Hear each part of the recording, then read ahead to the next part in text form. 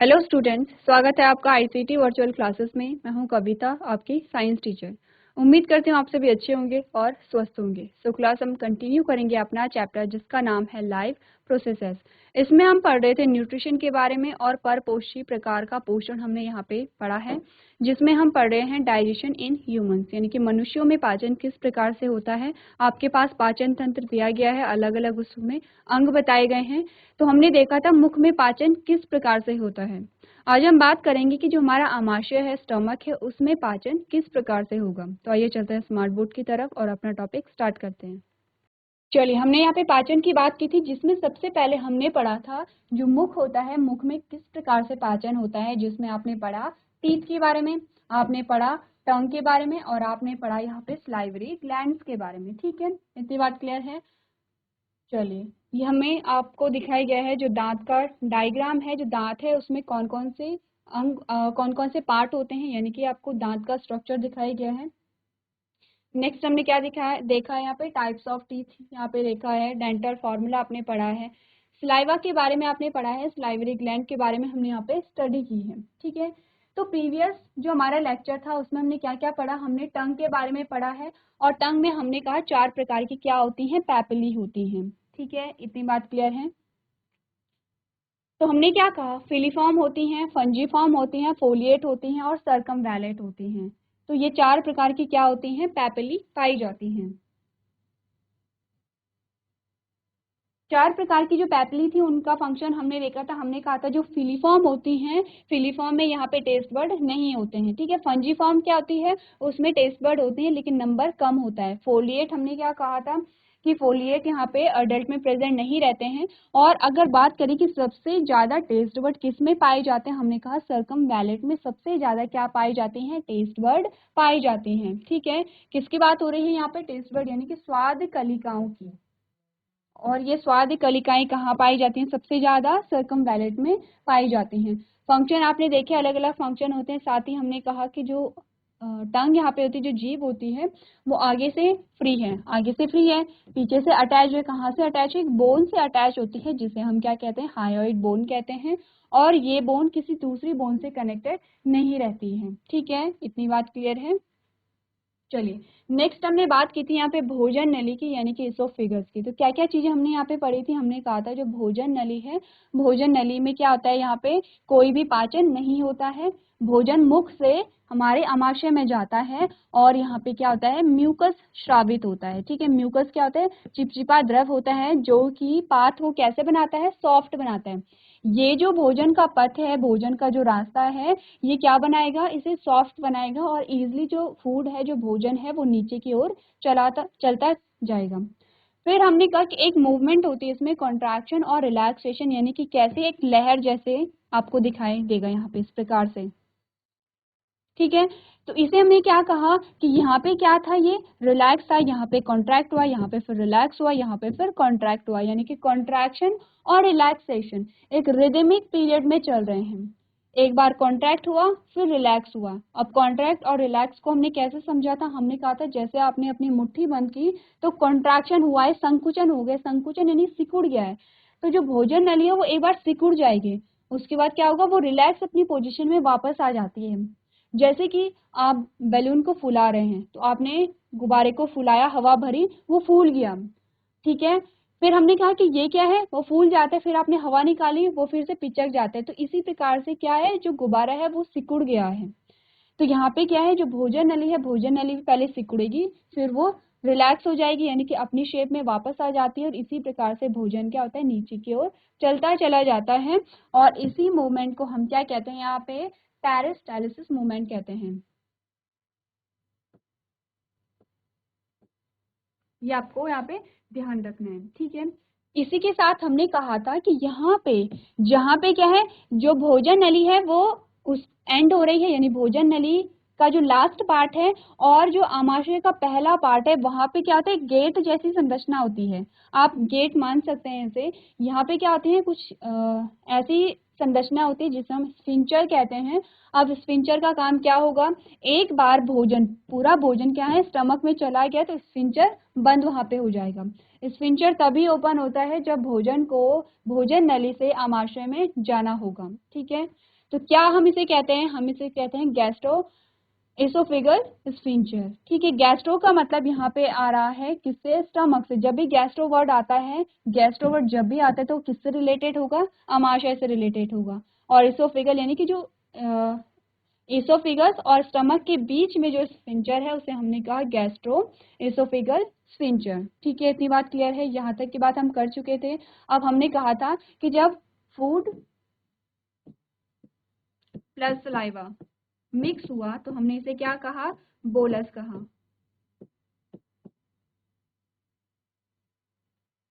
ठीक है, इस भोजन को हमने क्या कहा? बोलस कहा। ये भी आपको ध्यान रखना है कि हम भोजन को क्या क्या कह रहे हैं, क्योंकि जब भोजन पेट में चला जाएगा तब हम भोजन को कुछ और कहते हैं। ठीक है, पहले आपने खाने को खाना कहा, भोजन कहा। जब भोजन के साथ लार मिक्स हो गया, सलाइवा मिक्स हो गया, अब हम उसे बोलस कह रहे हैं। ठीक है, अब जब भोजन कहाँ जाता है? स्टमक में जाता है, तो हम इसे कुछ और कहते हैं। तो स्टमक को पढ़ने से पहले हम जान लेते हैं कि स्टमक में यहाँ पे किस प्रकार से पाचक रसों का श्रावण होता है। ठीक है, हम यहाँ पे किसके बारे में पढ़ेंगे? स्टमक के बारे में।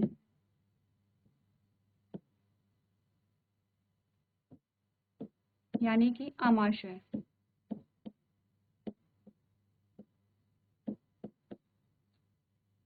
चलिए, अब स्टमक का जो डायग्राम हमने देखा वो कैसे देखा? हमने कहा ये भोजन नली है, ये स्टमक है। ठीक है, इस प्रकार से जे शेप का हमने कहा कि ये क्या है? स्टमक है। अब स्टमक में क्या होता है? यहाँ पे कुछ यहाँ पे ग्लैंड पाई जाती है, ग्लैंड यहाँ पे पाई जाती है जिसे हम क्या कहते हैं? गैस्ट्रिक ग्लैंड कहते हैं। तो यहाँ पे कैसे संरचना पाई जा रही है? देखिए इस प्रकार से, यहाँ पे इस प्रकार से संरचना पाई जा रही है। और यहीं पे क्या पाई जाएगी? यहीं पे पाई जाती है गैस्ट्रिक ग्लैंड। अब अगर हम इस गैस्ट्रिक ग्लैंड को जूम करके देखें या फिर इसका डिटेल स्ट्रक्चर देखें तो यहीं पे हमें पता चलेगा जो पाचक रस हैं वो अलग अलग श्रावित यहीं से हो रहे हैं। ठीक है, यहाँ पे क्या हमने कहा? ये एक जो आपको लोब दिखाई दे रहे हैं ये है गैस्ट्रिक ग्लैंड। अब गैस्ट्रिक ग्लैंड का डायग्राम कैसा होता है? ठीक है, इसी को हम अगर यहाँ पे बनाएं तो आप कैसे बनाएंगे इसे? इस प्रकार से। अब यहाँ पे क्या होता है? इस पूरे को हमने क्या कहा? गैस्ट्रिक ग्लैंड कहा। ठीक है, क्या क्या इसमें पार्ट होते हैं देखिए। सबसे पहले हमने कहा ये वाला जो पोर्शन है इसे हम कहते हैं गैस्ट्रिक पिट। ये गैस्ट्रिक पिट हमारे पास आ गया है। ठीक है, अब यहाँ पे कुछ क्या होती हैं? यहाँ पे सेल्स होती हैं और इन सेल्स को हम क्या कहते हैं? म्यूकस नेक सेल।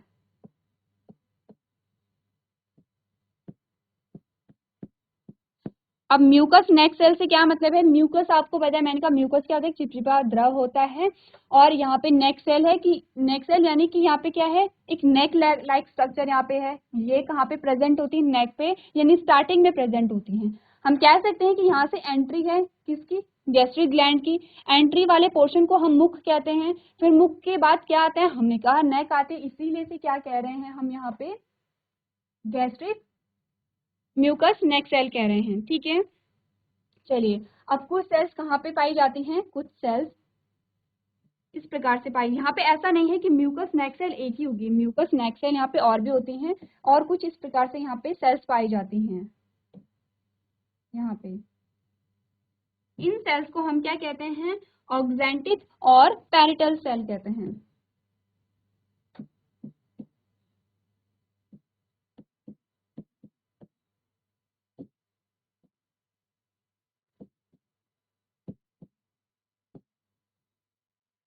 ठीक है, कुछ और सेल्स यहाँ पे पाई जाती हैं, इन्हें हम अलग कलर से शो करेंगे।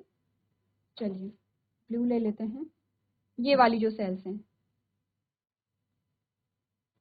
और इन्हें हम क्या कहेंगे? इन्हें हम कहते हैं चीफ पैप्टिक या पैप्टिक सेल्स। ठीक है, और पैप्टिक सेल।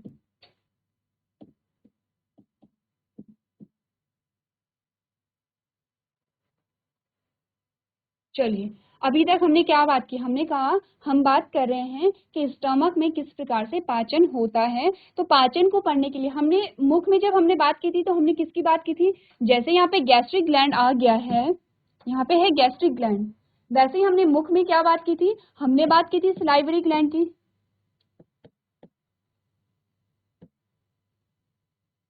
अब सलाइवरी ग्लैंड्स में हमने जब पाचक रसों की बात की थी तो हमें सिर्फ सलाइवा ही पढ़ा था। हमने क्या पढ़ा था, सिर्फ सलाइवा ही पढ़ा था, पाचक रस के रूप में यहाँ पे सलाइवा ही काम कर रहा है। लेकिन स्टमक में क्या आता है, सिर्फ एक नहीं बल्कि यहाँ पे काफी पाचक रस श्रावित होंगे, यानी अलग अलग कुछ एसिड यहाँ पे श्रावित होते हैं, म्यूकस यहाँ पे श्रावित होता है, पेप्सिन यहाँ पे श्रावित होता है। तो अलग अलग चीजें यहाँ पे क्या हो रही हैं, सिक्रीट हो रही हैं, और अलग अलग चीजें सिक्रीट हो रही हैं तो अलग अलग जगह से यहाँ पे सिक्रीट हो रही होंगी, और अलग अलग यहाँ पे क्या है, जब सिक्रीशन हो रहे हैं, श्रावण अगर हो रहा है तो उनका काम भी अलग अलग होगा। हमने कहा, हमने सिर्फ सलाइवा की बात की तो सलाइवा क्या कर रहा है, यहाँ पे पाचन का काम कर रहा है, और यहाँ पे हमें सुरक्षा भी प्रदान कर रहा है। ठीक है, कैसे सुरक्षा प्रदान कर रहा है, हमने कहा कि यहाँ पे क्या था, लाइसोजाइम था। ठीक है, आपने सलाइवा का क्या पढ़ा, यहाँ पे कंपोजिशन पढ़ा जिसमें दो प्रकार के एंजाइम्स हमने पढ़े। हमने कहा दो प्रकार के एंजाइम होते हैं, एक पाचन कर रहा है जिसे हम सलाइवरी अमाइलेज कह रहे हैं, एक हमें सुरक्षा प्रदान कर रहा है जिसे हम लाइसोजाइम कह रहे हैं। ठीक है, अब सेम हम क्या करेंगे, स्टमक में भी हम ग्लैंड को स्टडी करेंगे। जैसे कि आपने क्या कहा, सलाइवरी ग्लैंड कहाँ पे पाई जाती है, लोकेशन क्या है, कितने प्रकार की होती है। ठीक है, तो हमने क्या कहा, जो स्टमक हमारा होता है, स्टमक में ग्लैंड पाई जाती है जिसे हम गैस्ट्रिक ग्लैंड कह रहे हैं। अब आप समझ रहे होंगे कि जब हमने स्फिंक्टर की बात की थी, यहाँ पे हमने किसकी बात की थी, यहाँ पे स्फिंक्टर की बात की थी, तो हमने क्या कहा था, क्या नाम है स्फिंक्टर का, गैस्ट्रो इसोफेगस स्फिंक्टर। ठीक है, अब ये गैस्ट्रो वर्ड कहाँ से आया है, हमने कहा गैस्ट्रो की जब भी बात होगी हम स्टमक को यहाँ पे रिलेट करेंगे, क्योंकि यहाँ पे गैस्ट्रिक ग्लैंड पाई जाती है। ठीक है, इतनी बात क्लियर है, गैस्ट्रिक ग्लैंड पाई जा रही है यहाँ पे। चलिए, अब हमने कहा कि हमारे पास यहाँ पे कुछ सेल्स आई हैं, तीन प्रकार की सेल्स आई हैं, और उन सेल्स के बारे में आपको देखना है। कौन सी सेल है, हमने कहा गैस्ट्रिक पिट भी मैं हटा रही हूँ क्योंकि आपको यहाँ पे सेल्स के बारे में ही जानना है। चलिए, सबसे पहले हमारे पास आ गई है म्यूकस नेक सेल। सबसे पहले हमारे पास क्या आई, म्यूकस नेक सेल आई। दूसरा हमने कहा चीफ और पेप्टिक सेल, या तो चीफ सेल आप कहेंगे या पेप्टिक सेल इन्हें कहेंगे। और तीसरी जो सेल हमारे पास आई उन्हें हम कहते हैं ऑक्जेंटिक या पैरिटल सेल्स। ठीक है, इतनी बात क्लियर है। अब जैसे कि आपको पता है म्यूकस नेक सेल क्या कर रही होंगी, हमने क्या कहा कि म्यूकस नेक सेल क्या कर रही होंगी, हमने कहा म्यूकस का श्रावण कर रही होंगी। ठीक है, म्यूकस यहाँ से क्या हो रहा होगा, श्रावित हो रहा होगा। ठीक है, इतनी बात क्लियर है। आपको इसमें याद करना नहीं पड़ेगा क्योंकि म्यूकस नेक सेल नाम है। कहाँ पे नेक सेल क्यों है, क्योंकि नेक पे प्रेजेंट है, क्या श्रावित करेगा, म्यूकस करेगा। अब म्यूकस के फंक्शन हम यहाँ पे आगे लिखेंगे, हमें क्या करना है, म्यूकस के फंक्शन को लिखना है, कार्य लिखने हैं। उससे पहले हम सिक्रीशन को देख लेते हैं। नेक्स्ट हम बात करेंगे यहाँ पे किसकी, ऑक्जेंटिक सेल की, और ऑक्जेंटिक सेल यहाँ पे क्या रिलीज कर रहे हैं, हाइड्रोक्लोरिक एसिड। ठीक है, हमने कहा ये यहाँ पे क्या रिलीज कर रहे हैं, HCl को। आपने जब छोटी क्लासेस में थे आपने हाइड्रोक्लोरिक एसिड पढ़ा था बार बार। देखिए, अब आप यहाँ पे रिलेट कर सकते हैं कि हमने क्या क्या पढ़ा था, बार बार हाइड्रोक्लोरिक एसिड के बारे में पढ़ा था, और हाइड्रोक्लोरिक एसिड के फंक्शन भी हमने पढ़े थे, लेकिन हमें ये नहीं पता था हाइड्रोक्लोरिक एसिड कहाँ से स्रावित हो रहा है। हमने कहा ऑक्जेंटिक सेल या पैरिटल सेल क्या करती हैं, हाइड्रोक्लोरिक एसिड को रिलीज करती हैं, और यहाँ पे हम हाइड्रोक्लोरिक एसिड के क्या करेंगे, फंक्शन करेंगे। ठीक है, इतनी बात क्लियर है। अब हमने कहा जो हमारी चीफ सेल होती है और पैप्टिक सेल होती है वो यहाँ पे क्या सिक्रीट कर रही हैं, पेप्सिनोजेन को। ठीक है, यहाँ पे जो चीफ सेल होगी वो यहाँ पे क्या रिलीज कर रही हैं,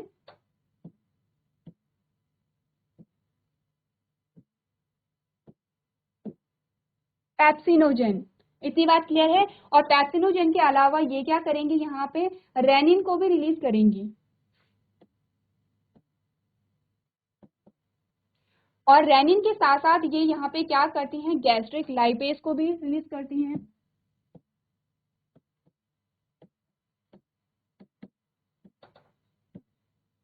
ठीक है, इतनी बात क्लियर है। हमने क्या कहा, चीफ सेल यानी कि पेप्टिक सेल से क्या क्या रिलीज हो रहा है, पेप्सिनोजन हो रहा है, हमने कहा रेनिन हो रहा है, और गैस्ट्रिक लाइपेज हो रहा है। अब हमें हमारे पास क्या क्या चीजें आई हैं वो हम एक साइड लिख लेते हैं। यहाँ पे अब आप रिलेट कर सकते हैं कि हम गैस्ट्रिक ग्लैंड को बना रहे हैं, ठीक है, आपने क्या किया है देख लिया। अब हम हमारे पास क्या क्या चीजें आई हैं, हमारे पास एक आया है म्यूकस, हमारे पास एक आया है HCl यानी कि हाइड्रोक्लोरिक एसिड, एक हमारे पास यहाँ पे पेप्सिनोजन आया है, एक यहाँ पे रेनिन आया है, और एक यहाँ पे क्या आया है गैस्ट्रिक लाइपेज आया है, ठीक है। सबसे पहले हम बात करेंगे किसके बारे में, हाइड्रोक्लोरिक एसिड के बारे में। अब आपको देखिए, जब भी हम बात कर रहे थे, जब हम छोटी क्लासेस में डाइजेशन को पढ़ते थे, तो हम क्या कहते थे कि हमारे स्टमक में क्या होता है, प्रोटीन का पाचन हो रहा है, हाइड्रोक्लोरिक एसिड रिलीज हो रहा है, म्यूकस रिलीज हो रहा है, और HCl के बारे में यानी कि हाइड्रोक्लोरिक एसिड के बारे में हमने क्या कहा कि ये क्या करता है, माध्यम को एसिडिक बनाता है, और क्या करेगा, ये यहाँ पे पाचन में महत्वपूर्ण भूमिका निभाता है, ठीक है। अब आप जानेंगे कि HCl यहाँ पे क्या कर रहा है। HCl देखिए क्या करेगा, सबसे पहले आपको दिख रहा है पेप्सिनोजन, ठीक है, पेप्सिनोजन है। HCl क्या करेगा, पेप्सिनोजन को, ये है पेप्सिनोजन, पेप्सिनोजन को इसने कन्वर्ट किया किस में, पेप्सिन में, ठीक है, पेप्सिन में। अब पेप्सिन क्या करता है, हमने कहा कि पेप्सिन क्या करता है, डाइजेशन ऑफ प्रोटीन,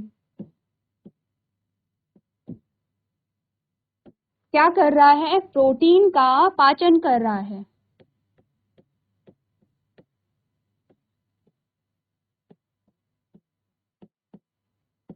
ठीक है, इतनी बात क्लियर है। क्या हुआ देखिए, HCl का आपने सिर्फ एक फंक्शन अभी देखा है, उस एक फंक्शन में हमने कहा कि ये पेप्सिनोजन को पेप्सिन में कन्वर्ट करता है,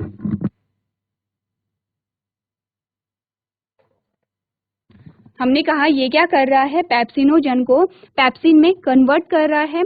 अब पेप्सिन क्या कर रहा है, हमने कहा पेप्सिन यहाँ पे प्रोटीन का पाचन करेगा, ठीक है।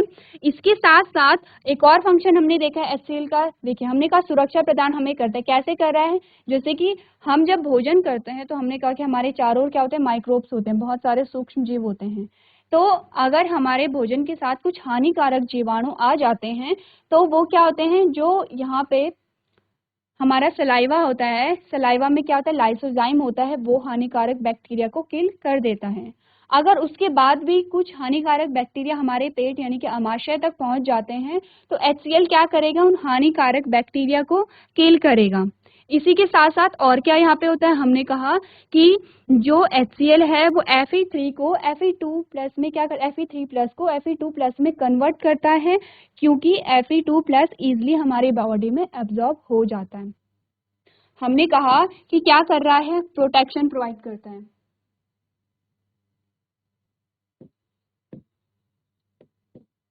अब प्रोटेक्शन कैसे प्रोवाइड कर रहे हैं ये आप जानते हैं, क्या कर रहा है, हानिकारक बैक्टीरिया अगर हमारी बॉडी में आ गए हैं तो उन्हें क्या करेगा, किल करेगा। इसके अलावा हमने क्या कहा, हमने कहा जो HCl है वो Fe3 प्लस को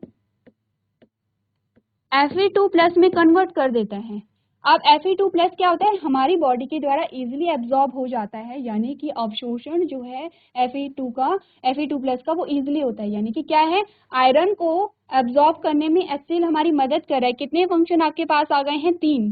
कौन कौन से वो 3 फंक्शन आए हैं, हमने कहा है एक ये है, दूसरा ये है, और तीसरा ये है, ठीक है, इतनी बात क्लियर है। अब देखिए बात क्या आती है, हमने कहा हाइड्रोक्लोरिक एसिड क्या है, स्ट्रॉन्ग एसिड है, प्रबल अम्ल और प्रबल क्षार, या दुर्बल अम्ल और दुर्बल क्षार आपने पढ़े होंगे। स्ट्रॉन्ग एसिड है या वीक एसिड है, स्ट्रॉन्ग बेस है या फिर वीक बेस है, ये आपने केमिस्ट्री में पढ़ा होगा। तो हाइड्रोक्लोरिक एसिड क्या, एक स्ट्रॉन्ग एसिड है, और हमने क्या कहा है, स्ट्रॉन्ग एसिड क्या होते हैं, आसानी से जला सकते हैं हमें। तो ऐसा कैसे होता है कि हाइड्रोक्लोरिक एसिड हमारी बॉडी में, हमारे स्टमक में रिलीज हो रहा है और फिर भी हम सही सलामत हैं। ऐसा इसलिए होता है क्योंकि जो म्यूकस है वो क्या करता है, जो स्टमक की वॉल होती हैं उन्हें प्रोटेक्शन प्रोवाइड कराता है।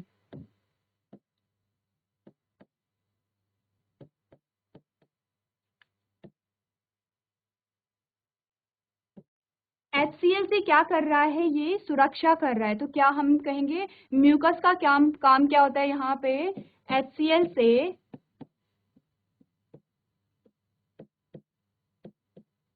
आमाशय की सुरक्षा,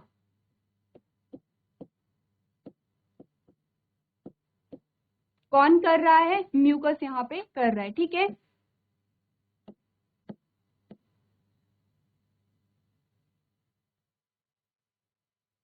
चलिए, तो हमने क्या बात की है? हमने बात की है यहाँ पे किसकी? जो स्टमक है, स्टमक में हमने कहा गैस्ट्रिक ग्लैंड होती है, ठीक है।